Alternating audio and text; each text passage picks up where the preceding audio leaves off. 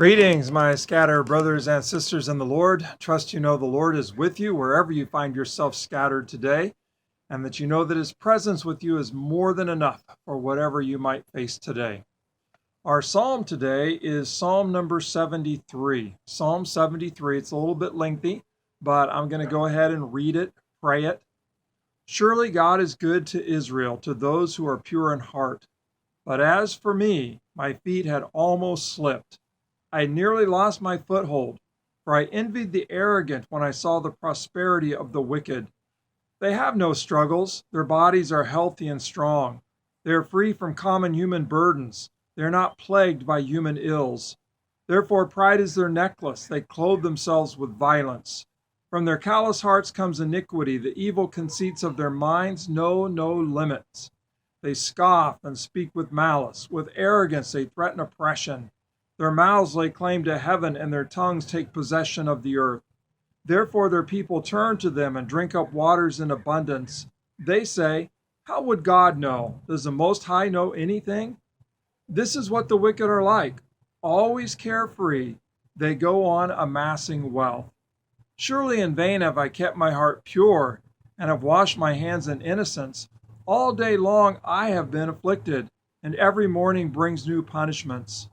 If I had spoken out like that, I would have betrayed your children. When I tried to understand all this, it troubled me deeply till I entered the sanctuary of God. Then I understood their final destiny. Surely you place them on slippery ground. You cast them down to ruin. How suddenly are they destroyed, completely swept away by terrors. They're like a dream when one awakes. When you arise, Lord, you will despise them as fantasies.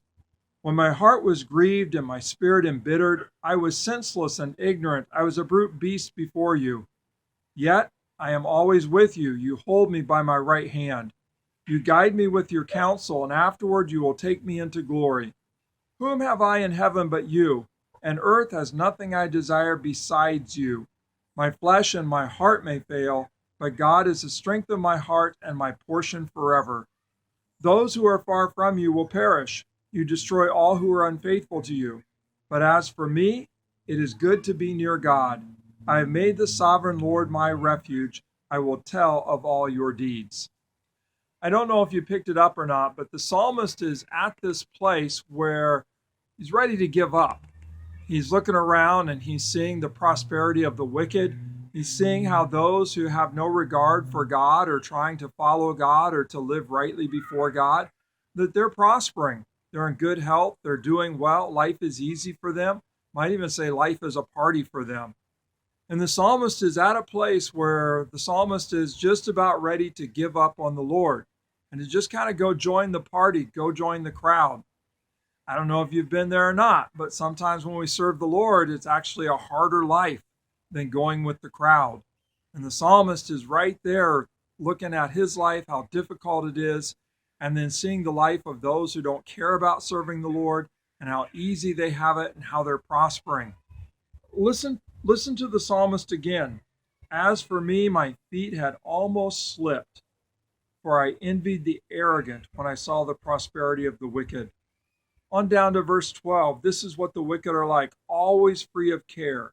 They go on amassing wealth. Surely in vain have I kept my heart pure and have washed my hands in innocence. All day long I have been afflicted, and every morning brings new punishments. It's like the psalmist is saying, I'm serving the Lord for nothing, that it's in vain, it's pointless, that I try so hard to live a pure life, and life is so hard, and those around me who don't care about living a right life, they're amassing wealth, they're in good health, they're prospering. The psalmist is just about ready to kind of go join the party until verse, where is it? Verse 15, 16, 17. If I had spoken out like that, I would have betrayed your children. When I tried to understand all this, it troubled me deeply. Key verse 17. Till I entered the sanctuary of God, then I understood their final destiny. When the psalmist entered the sanctuary, entered into the presence of God to worship God, all of a sudden the psalmist is able to see above and beyond present circumstances. The psalmist is able to see destinations. And the psalmist realizes that the path that the wicked are on, as easy as it is now and as good as they have it, that the destination of that path, the destination of that life is destruction and judgment. But the path that the psalmist is on, difficult as it may be, the destination of that life, that path, is glory.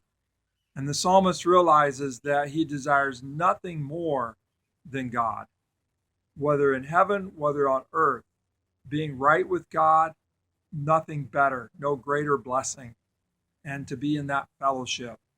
And so by entering into the sanctuary, into the place of worship, into the presence of God, the psalmist receives new vision, clear vision, able to see above and beyond present circumstances, to see destinations.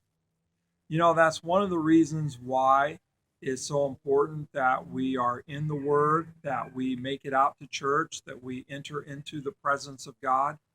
Where else are we going to see destinations?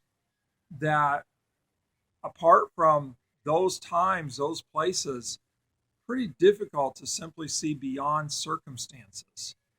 But when we gather together, when we enter into worship, enter into the presence of God, what we discover is that God gives us clearer vision, and we're able to see destinations. And being able to see destinations and being in the presence of God, there comes about this fresh energy to hold fast and to keep walking with God rather than turning away and going to join the party. So wherever you find yourself scattered today, don't know, Psalm 73 might be your psalm today. If it's not today, it will be sometime. Keep entering into the presence of God. Keep asking God to give you vision to be able to see destinations and not just circumstances.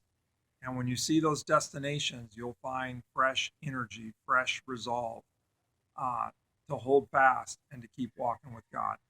So God bless. Have a great day. And pray that God gives you grace, power to see through the circumstances to destinations. God bless.